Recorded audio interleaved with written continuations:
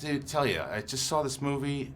It terrified me in a way that I knew a lot of what had happened beforehand, but not to this extent. How were you first aware of this particular story?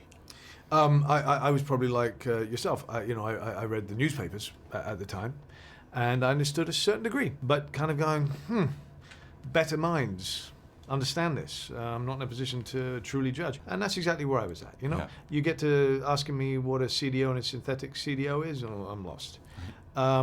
This film allows you to not only understand what those things are, but not feel confused by them at all, to recognize that you're not dumb, that people purposely use, that these businesses purposely use this language in order to confuse clients into thinking that they're essential, that they need to go and use these bankers. Mark Baum is a passionate guy. When I told my friend I was going to see The Big Short, he goes, Steve Carell plays a good prick. And I said, I don't necessarily know if Mark Baum was a prick. Maybe some people perceived him as one. I don't think he perceived himself that way. Right. I think he thought of himself as a hero or thinks of himself that way. He's a guy with all of this weight on his shoulders, and he's somebody who thinks and really believes that he's the smartest person in the room. More often than not, he's right. And the fact that even as smart as he was and as intuitive as he was, that he didn't even know the depths of what was going on and was so outraged personally and so angered by it. It lit a fire in him.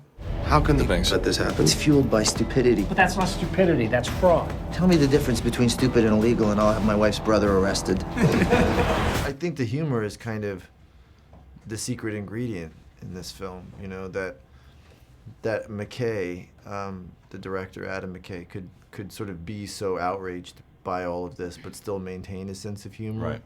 Is what makes the films so special. You can tell me if this is true or not. I heard that you watched a lot of Saved by the Bell in preparation to this, as far as talking to the camera, like a la Ferris Bueller, but very Zach Morris. Is that true? I have seen a lot of Saved by the Bell in my life, but I was younger. I was watching shows like that they were always breaking the fourth wall. Right. Yeah. But it's just not a device that's used very often anymore.